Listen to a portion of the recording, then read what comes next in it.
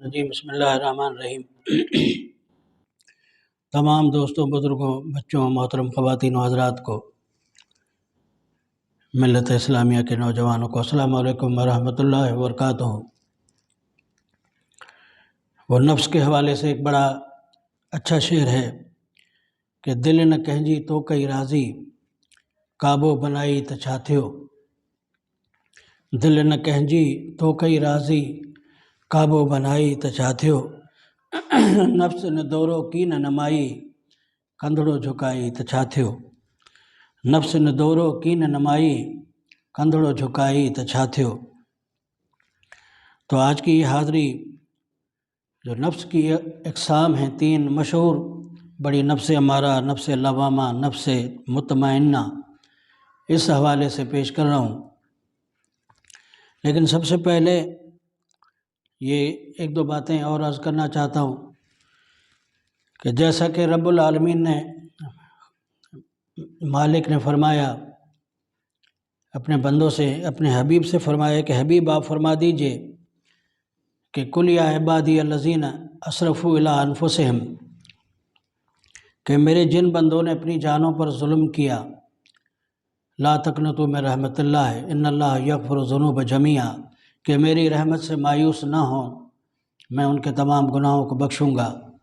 تو یہ بہت بڑا وعدہ ہے قرآن پاک میں اللہ تعالیٰ نے، لیکن ظلموا انفسہم، اپنی جانوں پر ظلم جنہوں نے کیا ہے، اب وہ انسان نفسانی خواہشات کے پیچھے ہی اپنی جانوں پر ظلم کرتا ہے۔ پھر دوسری بات یہ ہے کہ بڑی ایک دوسری مشہور آیت ہے کہ النبی اولیٰ بالمؤمنین الی انفسہم، کہ میرا یہ حبیب مومنوں کی جانوں کا بھی مالک ہے، ان کی جانوں کا بھی زیادہ حقدار ہے۔ تو یہ بھی جان کا ذکر اور تذکرہ ہو رہا ہے، تو یہاں بھی آپ یہ اس میں انفسہم ہی کا لفظ آتا ہے کہ میرا حبیب تمہاری جانوں کا مالک ہے، تمہاری جانوں کا زیادہ حقدار ہے، تمہاری جانوں کے۔ اور رب یہ بھی فرماتے ہیں کہ میں تمہاری شہرک کے بھی قریب ہوں، تو شہرک بھی تو انسان کی جان کے اندر ہی ہے، جسم میں ہی ہے۔ پھر اس حوالے سے آخری بات یہ پیش کر رہا ہوں کہ رب نے کل نفس ذائقۃ الموت کہا ہے، ہر نفس کو موت کا ذائقہ چکھنا ہے۔ تو وہ نفس بھی حقیقت میں رب العالمین نے، خالق اور مالک نے، کل روح ذائقۃ الموت نہیں کہا۔ مولانا ہاشمی یہ حوالہ اپنی ایک تقریر میں فرماتے ہیں کہ اللہ نے کل روح ذائقۃ الموت نہیں کہا، بلکہ کل نفس ذائقۃ الموت کہا ہے۔ تو بہرحال نفس، وہ کہتے ہیں نا جی انہوں نے اپنے نفس کو مار دیا، تو نفس مرتا نہیں ہے، نفس کے ساتھ روزانہ ایک نئی جنگ ہوتی ہے، اور نفس کو مٹایا جاتا ہے، کمزور کیا جاتا ہے، یا اس کے ساتھ روز ایک نئی جنگ لڑی جاتی ہے۔ وہ انڈین ایک بڑا اچھا شعر ہے ایک فلم میں کہ جیت جائیں گے ہم تو اگر سنگ ہے، زندگی ہر قدم ایک نئی جنگ ہے۔ تو بہرحال ان باتوں کے بعد نفس امارہ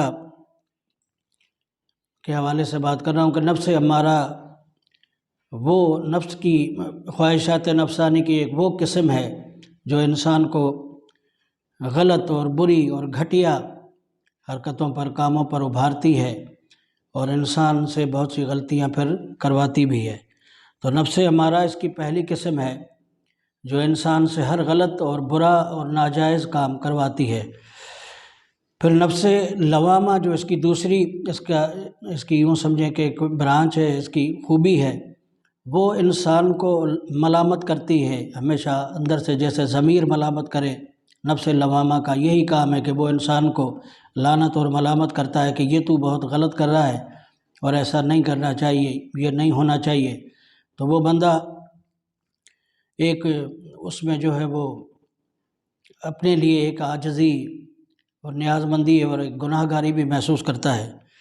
اور نفس مطمئنہ اس کی تیسری اور آخری قسم ہے، یعنی میں تو یہ سمجھا ہوں کہ جب انسان اپنے نفس کو، اپنی نفس کی ان تمام تر چیزوں کو مسلمان کر دیتا ہے، مومن کر دیتا ہے تو پھر وہ نفس مطمئنہ کا ایک صورت ہوتی ہے نفس مطمئنہ کی، کہ اسے پھر وہ اپنے رب سے راضی ہو جاتا ہے اور اس کا رب اس سے راضی ہو جاتا ہے۔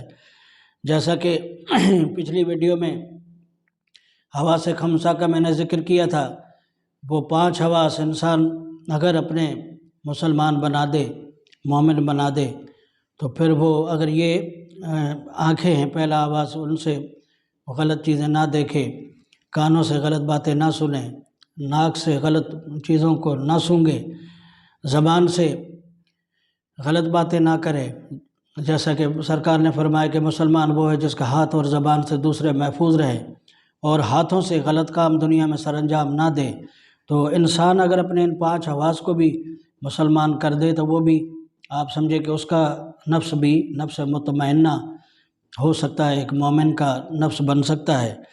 تو یہ مختصراً حاضری پیش کر رہا تھا کہ نفس امارہ کو مارا یا علی کہنے کے بعد، نفس امارہ کو مارا یا علی کہنے کے بعد، اپنا مستقبل سنوارا یا علی کہنے کے بعد۔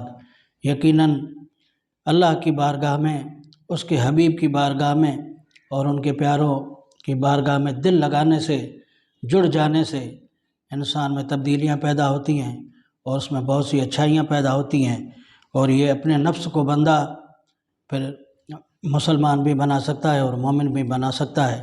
السلام علیکم ورحمۃ اللہ وبرکاتہ۔